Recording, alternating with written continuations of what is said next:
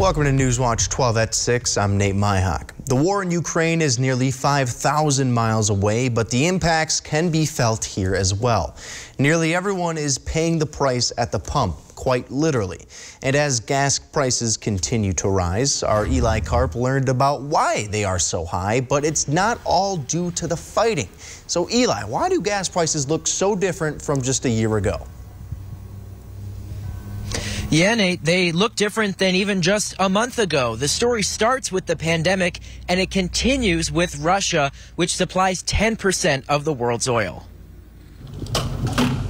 Gas prices have risen roughly 25 cents over the past month. We're still not back to pre-pandemic levels of output, both from the oil producing and the refining side. And that imbalance between supply and demand is really what has caused the higher prices up until this point. The national average for gas is $3.61 a gallon, though here in Wisconsin it's $3.36.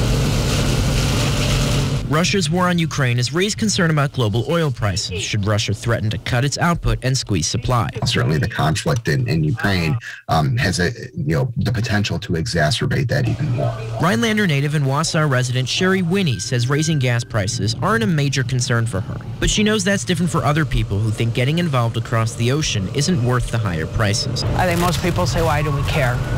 But I care. I mean, you care. We're in a world all together. You know, we all should care about no matter what's going on. And while price might be an issue, supply is not. But of course, you want to be as cost effective as possible. So how can you save money driving, using less gas? It comes down to being more economical. This includes driving more conservatively. That way you're not braking as hard. You're not accelerating as hard. That all takes energy. You're using more energy efficient vehicles. If you have a vehicle that gets more miles to the gallon than another, use that one.